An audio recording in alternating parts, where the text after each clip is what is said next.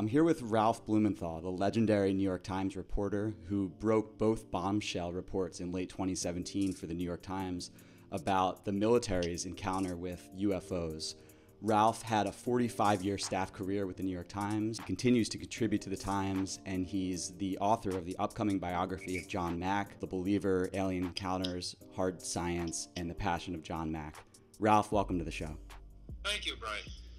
So Ralph, I'm really excited to have you here. Your articles in 2017 for the Times really compelled me to start looking into this topic more seriously, and I think a lot of other people felt similarly. So I just wanted to ask you how you initially got into that topic and how you, Leslie, and Helene got that scoop back in 2017.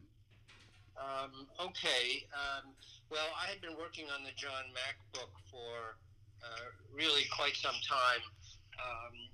Actually, since he died in 2004, he was run over in London, and that's a story in itself. John Mack was a Harvard psychiatrist who got very interested in alien abduction stories that his patients were telling him.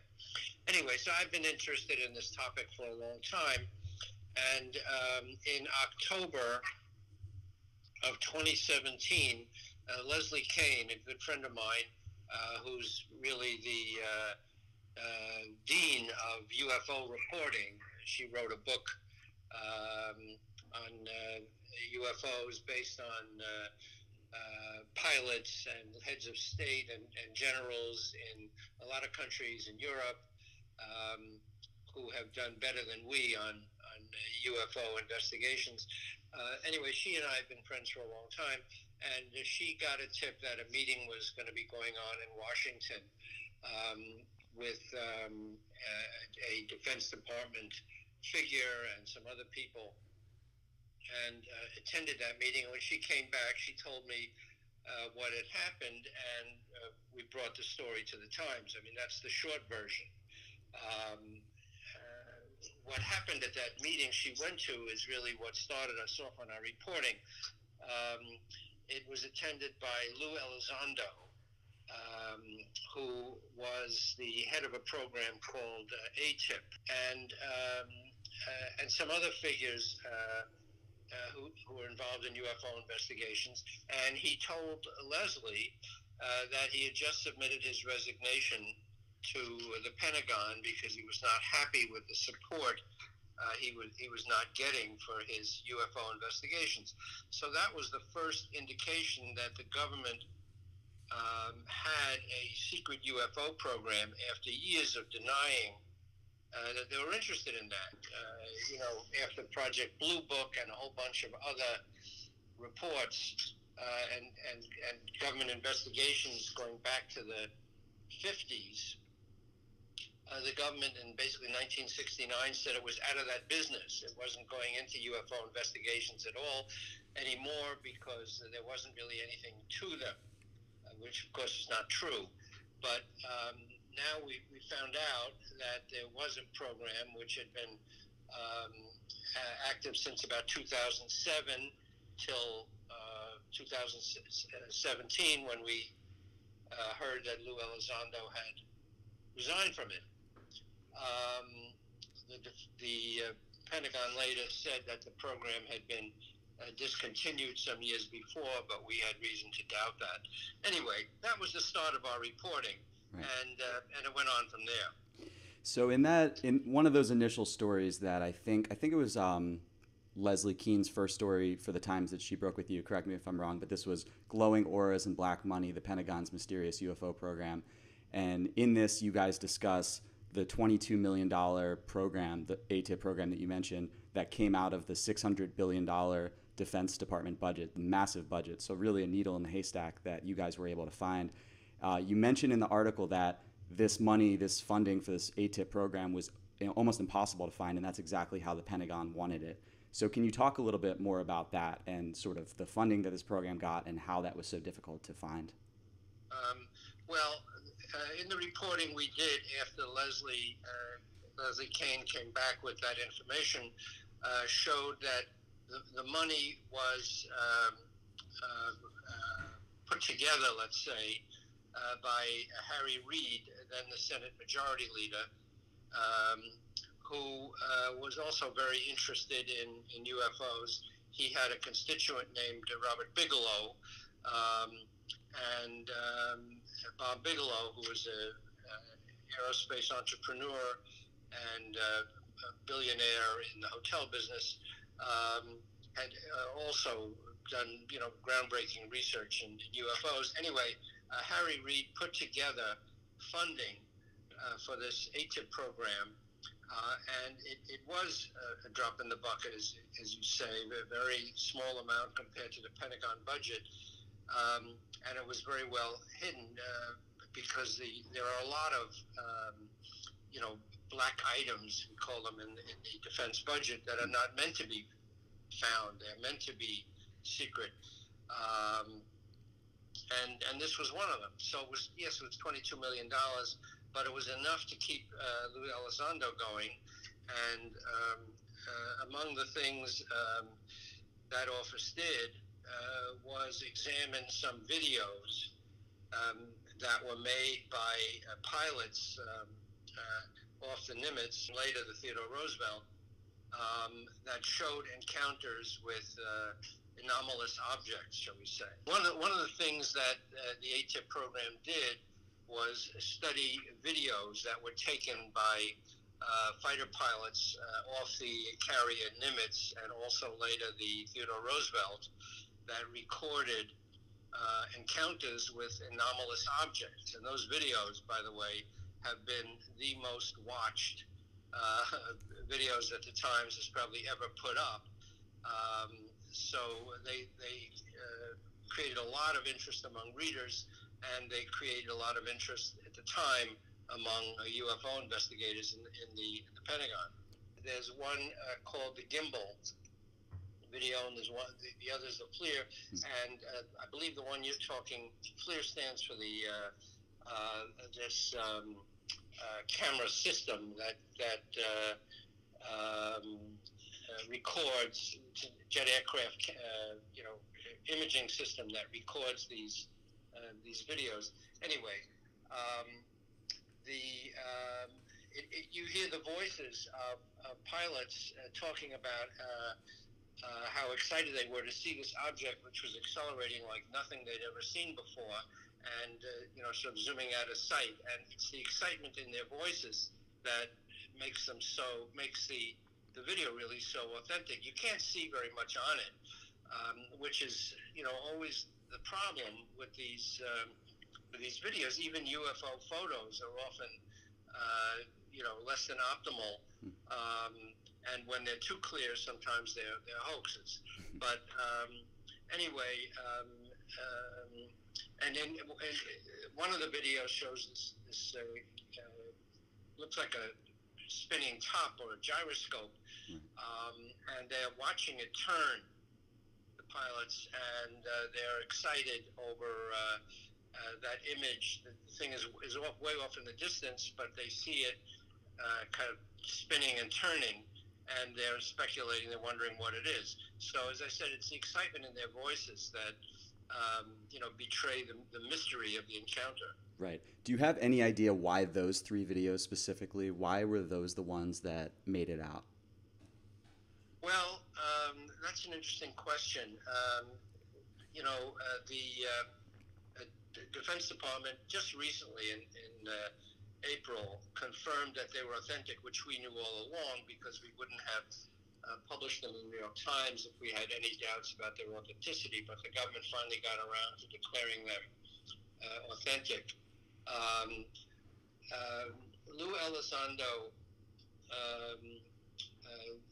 did talk about these after he left the government. They were not classified, by the way.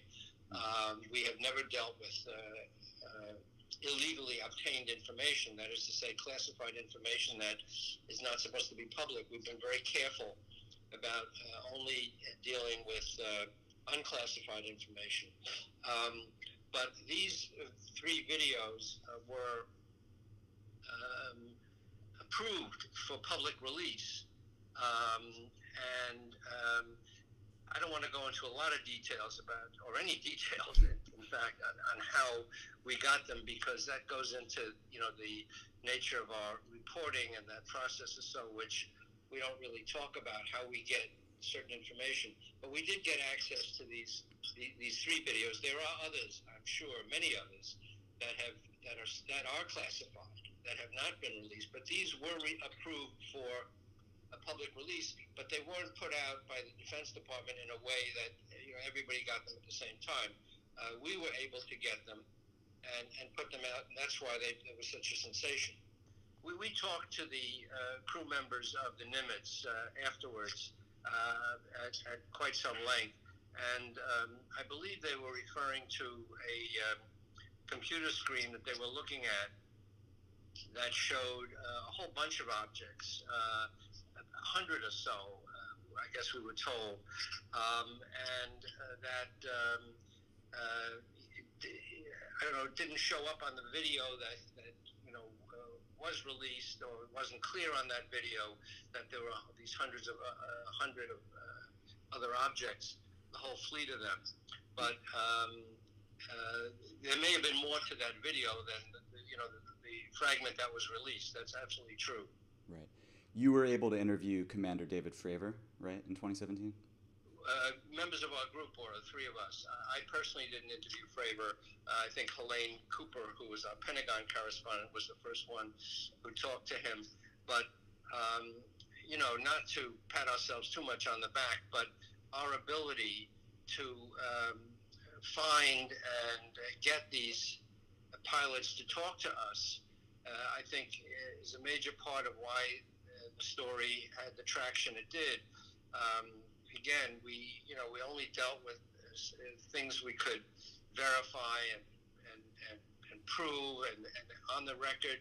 There are no off-the-record sources for certainly the first story. The second story, in May of 2019, I believe we interviewed 3 pilots on the record and 2 others whose names we didn't use. But that was the only occasion where we didn't use anyone's name. Everybody else was on the record, and Fravor is the perfect example.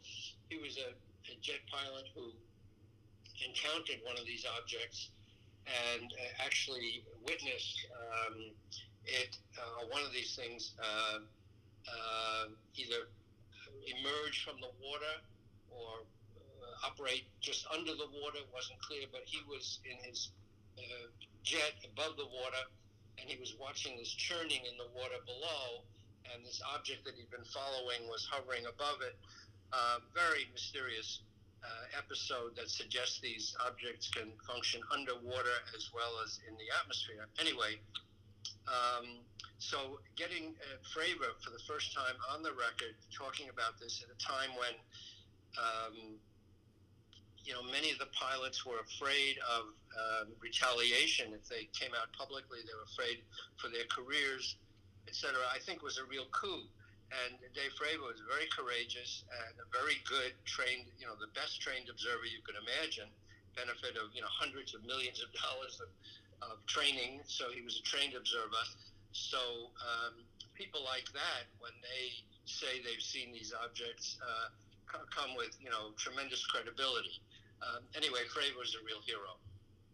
I love that. Absolutely, I agree completely. And thank you guys for everything you did to get them to come forward, because I agree. We're all better off and better informed because of it.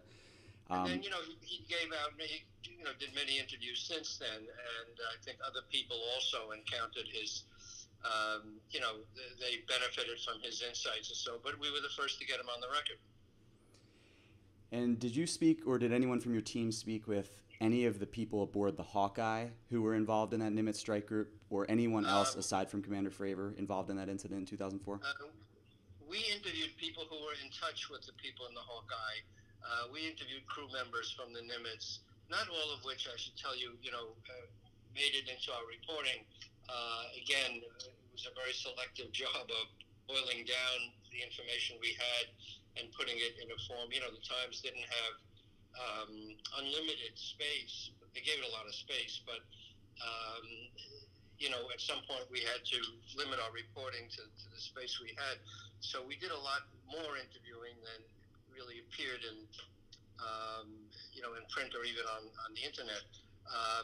But we knew of people in the Hawkeye who witnessed these things, but I don't think we interviewed them directly. Mm-hmm. Are you aware of the events that transpired after November 14th, 2004, when apparently, according to crew members from both the Princeton and the Nimitz, men aboard helicopters landed and essentially took all of the data from which the Hawkeye had gathered, which, the Spy 1 radar data. They essentially asked for it all from Gary Voorhees and Patrick Hughes. That's at least what the crew members told me. Right. Yes, we did get that story when we interviewed them.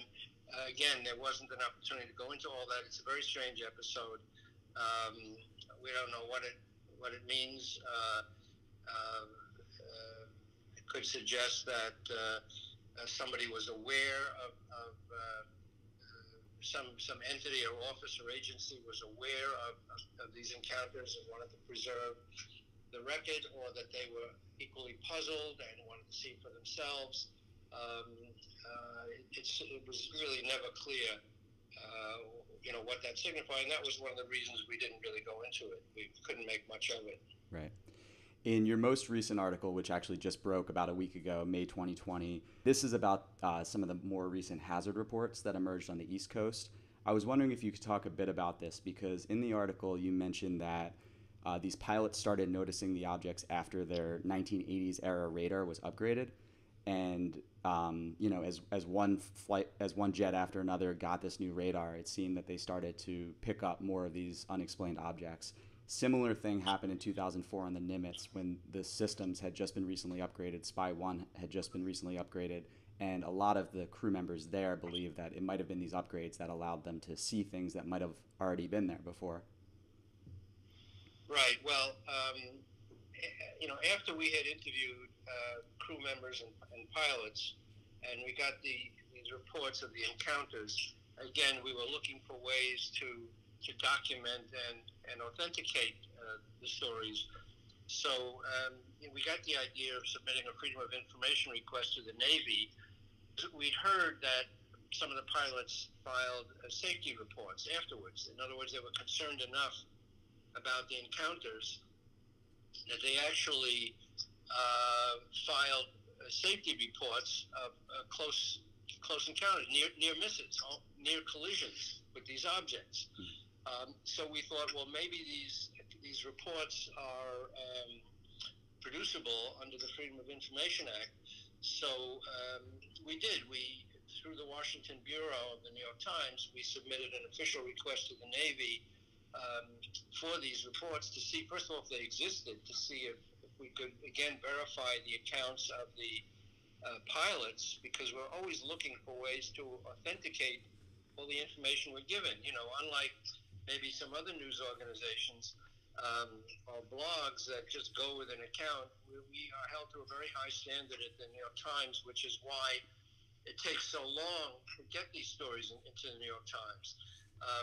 Anyway, we submitted this FOIA, and sure enough, we got 8 reports of these encounters, and we couldn't get them into the paper immediately. It was difficult to, get the right editor to pay attention to the story. We worked on drafts of the story. It was not an easy process, but anyway, the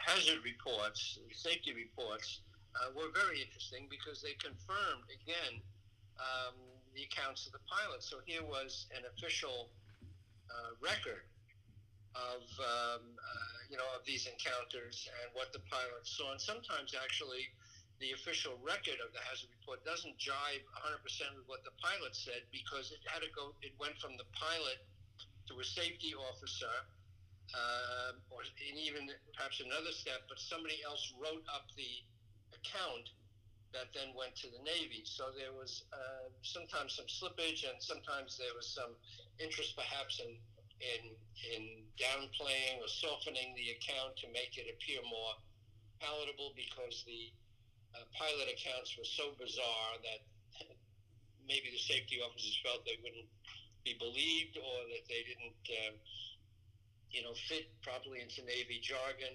So there's not a 100% match between what the pilots told us they'd seen and what turned up in the hazard reports, but they were close enough to, give us comfort level that the pilots' reports were backed up by actually official Navy documents, and that's what made these hazard reports so important and powerful. Is it your belief that it'll be possible to continue to gather these hazard reports as they're submitted? Is it that easy through the Freedom of Information Act now? Well, nothing is easy through the Freedom of Information Act. Often you have to appeal. They don't find what you're looking for right away. Either they, I don't want to attribute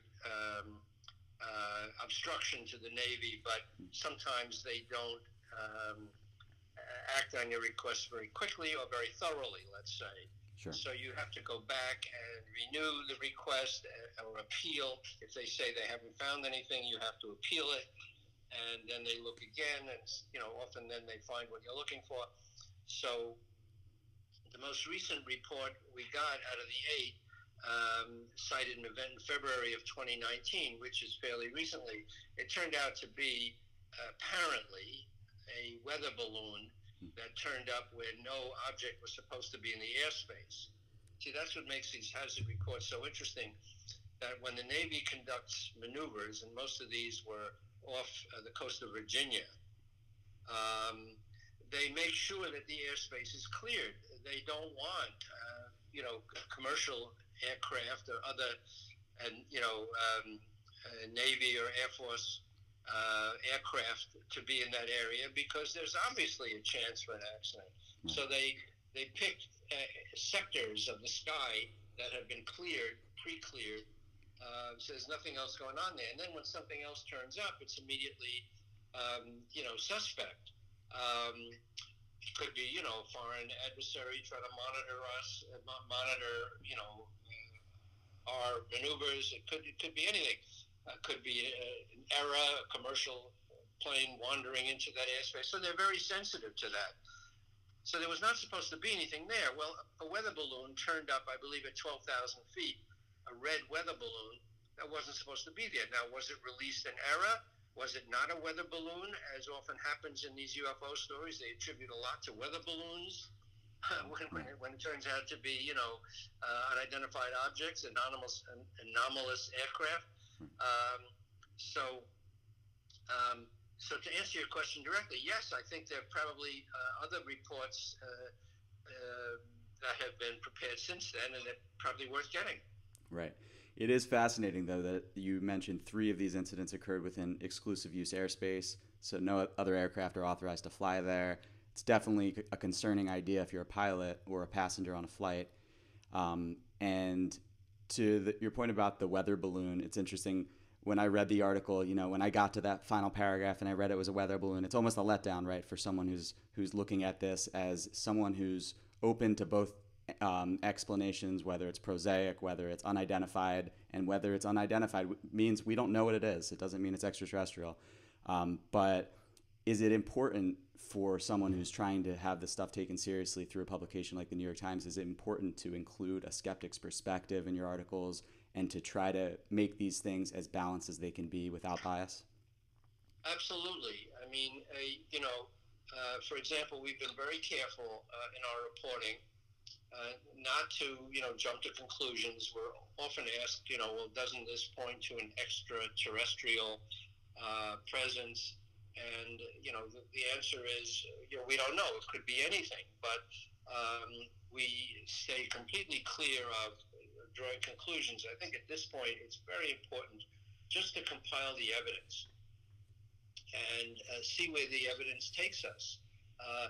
For a long time, the UFO phenomenon was seen as possibly psychic or non-physical. That it's some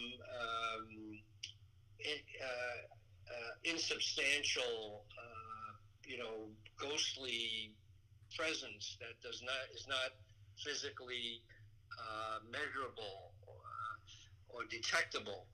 And now by these encounters, it seems that there is a physicality to them. That doesn't rule out the ability to become non-physical necessarily, but so that much progress has been made.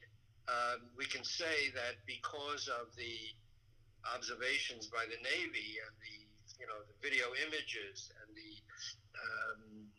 reports and the hazard reports and the anecdotal reports of the pilots, that it all point to an actual physical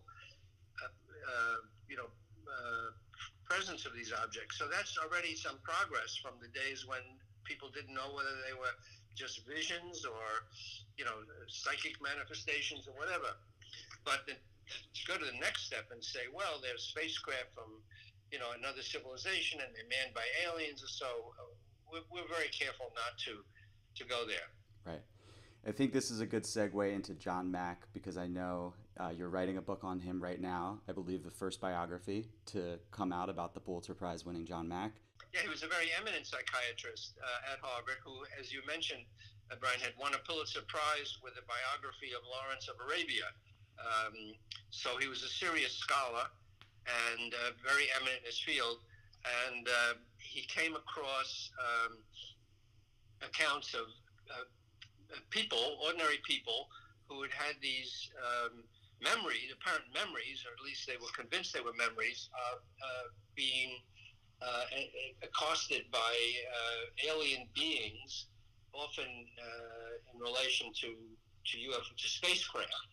We won't even call them UFOs at this point, because in the accounts of these people, they were not unidentified. They were identified. They were spacecraft and with alien beings who captured these people and subjected them to various pseudo-medical tests and some frightening experiences. So John Mack was getting these accounts. He was a trained psychiatrist, very eminent in this field, and he realized pretty quickly that these were not deceptive. These people were not looking for attention. On the contrary, they were ashamed of what had happened to them, or what they thought had happened to them. They were not scam artists making it up. The accounts had a certain consistency, even though they differed in many details.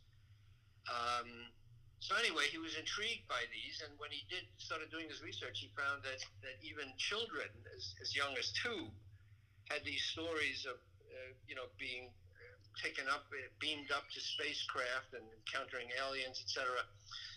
So he wrestled with this question of what it could mean, and that took him on this incredible journey where he got more and more deeply involved in it, to the disparagement of his colleagues. Harvard put him under investigation because they thought he had become a zealot and had abandoned scientific method. It was a secret investigation they undertook, but it eventually became public, and I have the records now of we call it an inquest, or even an inquisition, of what it amounted to. Anyway, so that was the story. And what made it interesting is that here's this, well-recognized, eminent scientist, which he was, medical professional, who encounters this mysterious syndrome and decides to investigate it. And his conclusion was that something real had happened to these people in some dimension, in some way that he couldn't explain. And that's what I deal with in the book. That's a really fascinating. I was introduced to John Mack through the Betty and Barney Hill story, which I think was one of the earlier reported abduction stories in the U.S. And the Times, I believe, covered it way back in the day. I'm curious what it feels like being someone in a position like you, 45 years with the Times, and now still writing there prolifically, let me say, putting out the most viewed, the most trending articles on the site. Do you feel in any way like you're sort of channeling John Mack by being this almost maverick against otherwise an institution that hasn't taken the subject seriously traditionally? Well, it's very flattering to see myself to be portrayed as in that mode. Mack was really a pioneer. I mean, he was going where no medical professional had gone before. I'm a reporter, and I'm still following, pretty carefully, reportorial procedure. So I wouldn't put myself in the, in the mode of John Mack, who really put himself out there to great, as I said, to great ridicule of his colleagues and professional suicide, almost in a way. Also, he was kind of alone in his work. I'm backed up by colleagues and an editing organization that verify what I do. So it really is kind of different. But I do have a great sympathy for what he subjected himself to. And we too, in a smaller way, reporters often get jokes from colleagues, give us glances when we try, write these stories, but nothing compared to what John Mack endured. Can you tell me at all about sort of the editorial process, at least when it came to pitching these stories back in 2017? I'm sure now that the momentum is there and the groundwork has been laid, it may be a little bit easier, but back then, this was really journalistically groundbreaking stuff. Yes, it was. Actually, I should say that the New York Times has had an interesting history with these UFO stories. There have been a number of them that the Times has followed and recorded about pilots chasing UFOs and incidents, let's say, the Times has recorded. But it's also been pretty squarely on the side of skepticism. We had a science editor named Walter Sullivan who was very skeptical of UFO stories, almost, derisive. And a lot of the Times reporting has been, I would say, more than skeptical, almost snide. So it was kind of a high mountain to climb. But because, after Leslie Kean came back with that account of the meeting in Washington with Lou Elizondo quitting his job at ATIP, when we went to the editors and pitched it as a story, we said, everything is on the record. There's no anonymous sources here. We have the documents showing that the Pentagon had this UFO office. ATIP, which no one had ever known of before, it had never, been reported on. So everything was bulletproof, as we like to say. So when we pitched it to the Times, we already had the documentation. It wasn't as if the editors said, "Oh, this is an unbelievable story. Go back and get the data." We had the data, and I think the editors saw that right away. So that made it easier. But all stories at the New York Times go through multiple layers of editing, even the most innocuous story. And remember, this story went back to pre-coronavirus, so it really was a physical New York Times. There was a Washington bureau where editors were sitting at their desks, and now everything is done from home. I mean, it's still a rigorous process, but it was perhaps more rigorous then. So the editor on the story was the actual chief of the Washington bureau, Elizabeth Bumiller, who took it on herself. So she had particular clout as the head of the Washington bureau. She was that was kind of unusual. She was the editor of the story. So once she looked at it and asked her questions and vetted it, it was easier to go through the other layers of editing. Right. Which is why I should say, Brian, that story of December 2017 ran on Sunday front page. That was terrific placement in terms of getting attention, and again, it showed how much credibility the Times invested in that story. Right. To see those videos and the Times together, it's that added layer of credibility. You're not just seeing the stuff on YouTube. You've got the sources. Everything's on the record. To your point, I'm looking at another story you wrote, On the Trail of a Secret Pentagon UFO Program, where you sort of break down how this earlier story came to be. You mentioned you met with Lou Elizondo yourself, and you said he was sitting in the corner of the room, back against the wall, eyeing the door. Right. I'm wondering, were you at any point before you broke these stories, when you had drafted them, before you had gone live, were you ever getting paranoid? Were you ever looking over your shoulder? Well, only once, actually. We met Lou Elizondo, as the story said. Leslie and I met him first, two of us together, and then we met him a second time with Helene in Washington. And the second time we met him in Philadelphia, as it happened, um, we were careful to pick a very nondescript, location, and we noticed that some strange people were walking through the area where we were talking to him, and he picked up on that. He said, "Oh, they're surveilling me." He thought that it had already come out within the Pentagon that he had written this resignation letter to the Secretary of Defense, Jim Mattis, at the time. So the public didn't know the story yet because we hadn't published it, but the Pentagon knew. Mattis hadn't been told of the resignation yet, it turned out, but people around Elizondo knew. And since he worked in the intelligence area, before and during his work with ATIP, so he was a figure of some interest to the intelligence community and his colleagues. So he believed he was being surveilled, and so all these strange people, not all, a few strange people sort of walked through the area we were talking to him, and then it looked like somebody was lingering outside where we were talking to him, all trying to look nondescript. So to answer your question, I don't know whether that was paranoia on my part and Leslie's part, but we certainly felt, and Elizondo was convinced, that he was being watched as he talked to us. I mean, we had nothing, we had nothing to hide. We just didn't want to subject him to any, adverse consequences for talking to us. But we weren't doing anything wrong. We were reporters, collecting information. So it was not as if we were, hiding from anything. But we were trying to do it as discreetly as possible. Anyway, that was probably as close as we came to feeling paranoid.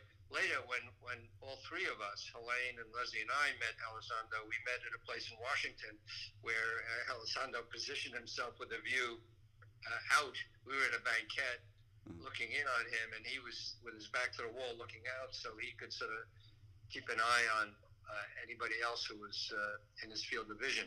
So if that answers your question. Absolutely, it does. So ATIP stopped receiving funding in 2012 officially. Do you have reason to believe that the program still continues to this day? We do.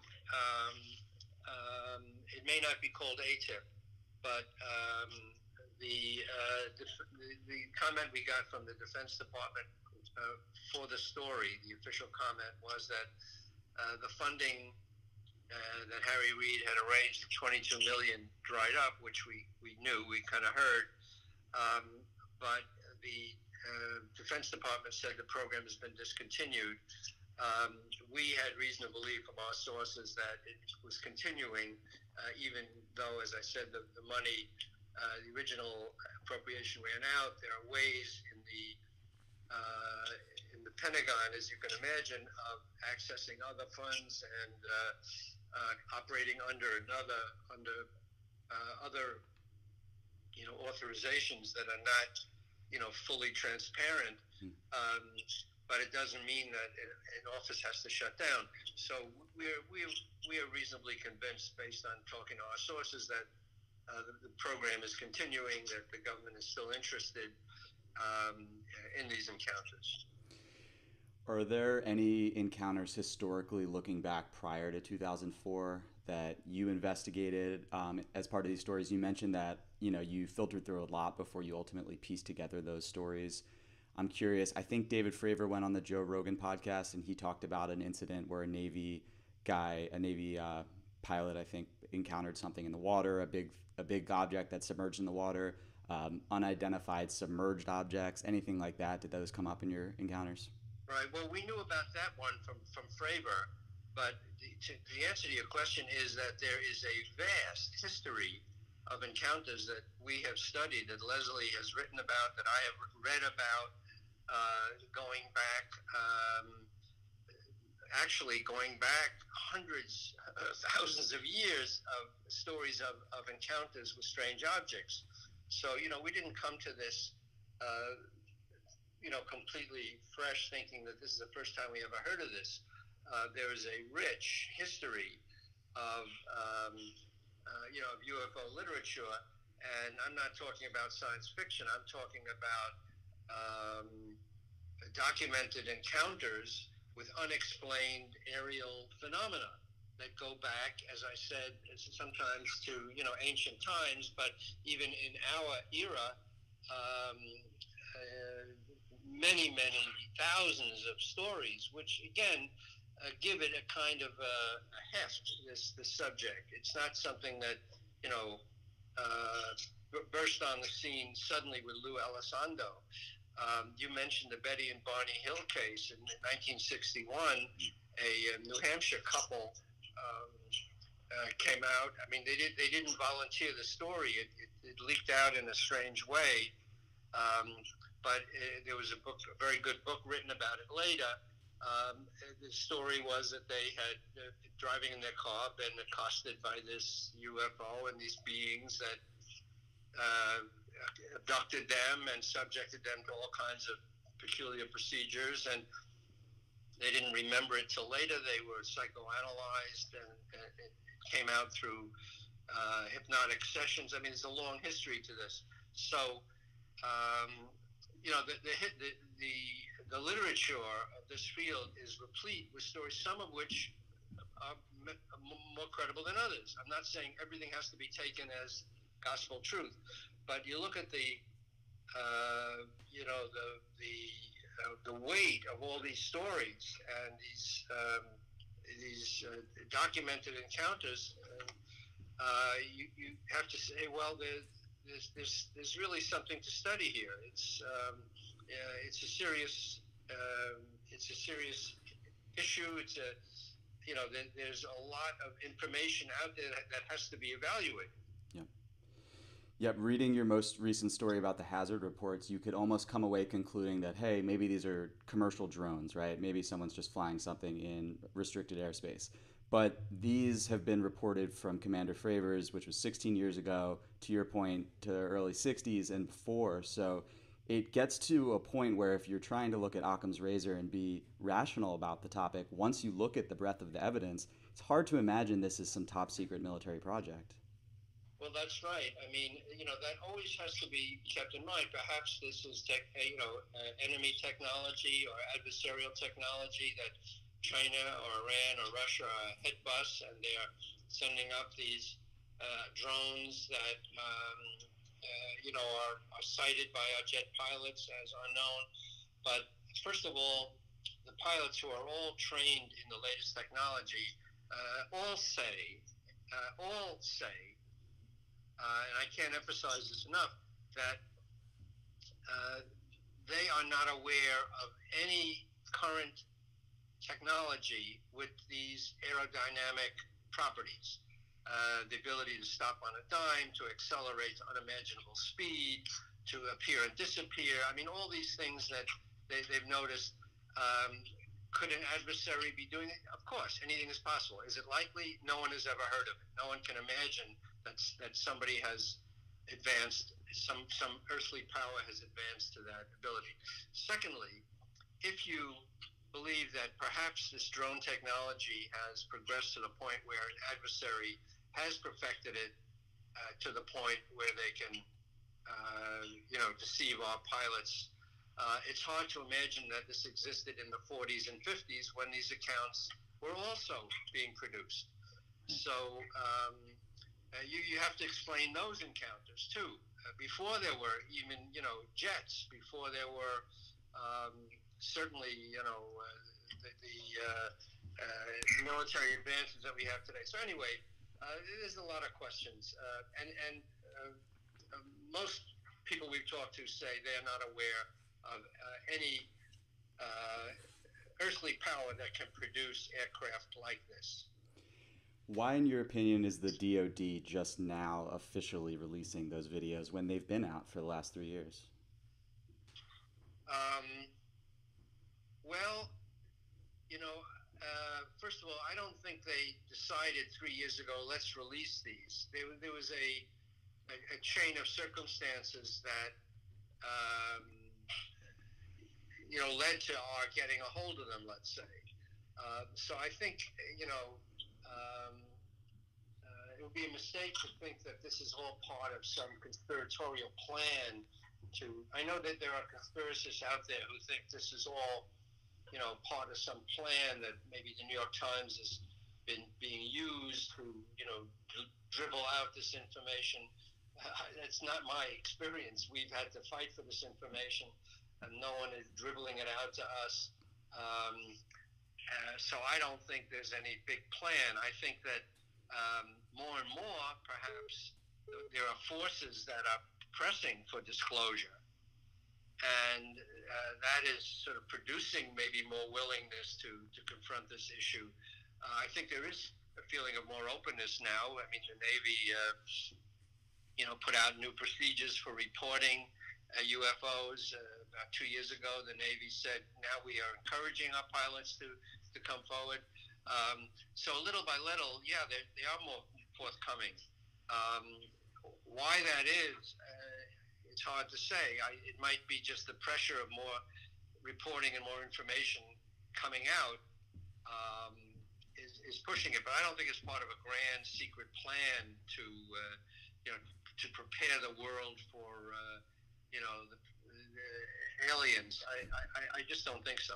Why do you think it's something that not everyone's talking about?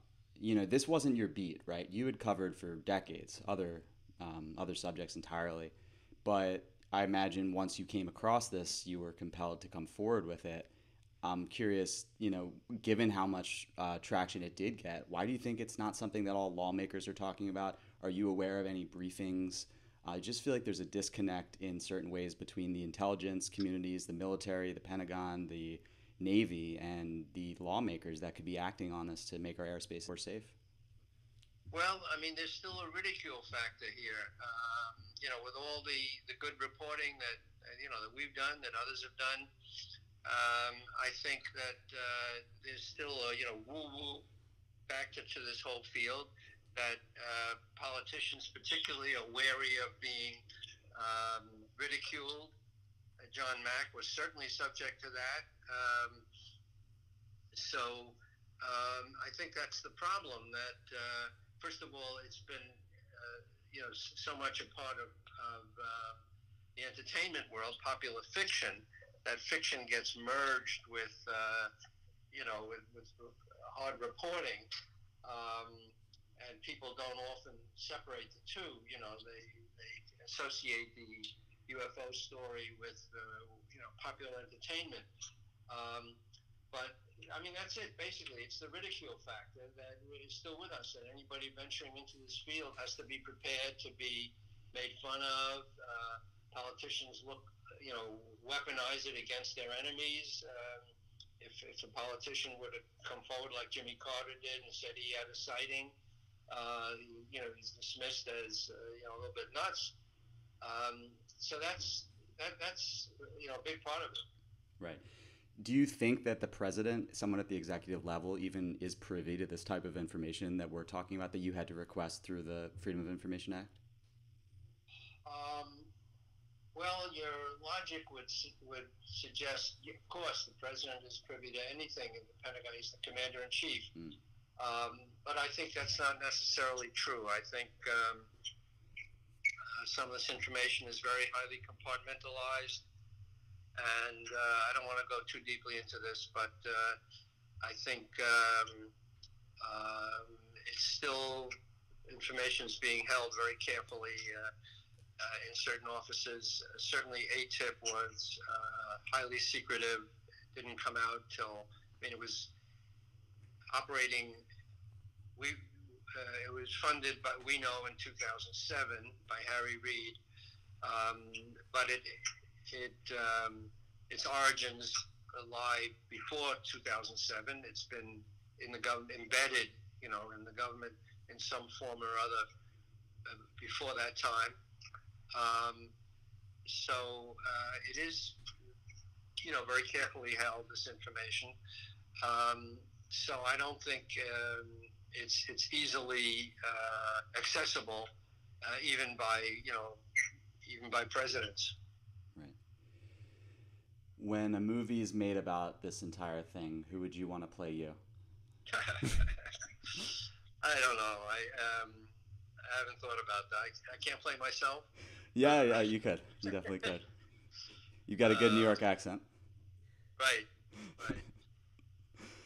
All right, Ralph. Well, I don't want to take up too much more of your time. We're almost at an hour. That was great. Is there anything else you wanted to cover? No, I think you really covered it very well, and I think it's a fascinating field.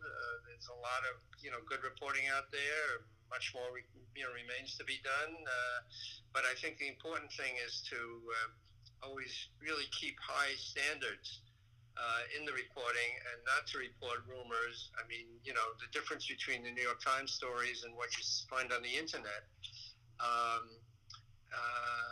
think there's an immense gulf there between, rumors that are reported and, all kinds of wild speculation, which may turn out to be true. I don't know, but it certainly can't be proven now. And it's important to go step by step. My mother had a wonderful expression in the old country. She said, first the nose and then the glasses. So, you build on one step at a time, and if you can prove this, then you go on to the next thing. But I think you really have to keep sight of the facts and just report on what you know to preserve credibility. I love it. Well, you did a great job in helping remove the stigma from this and helped introduce me to it and thousands of other people, if not millions. So thanks, Ralph, for all of your work and for all of your time. Terrific, Brian. Keep me posted. Bye-bye. I will. Talk to you soon. Bye.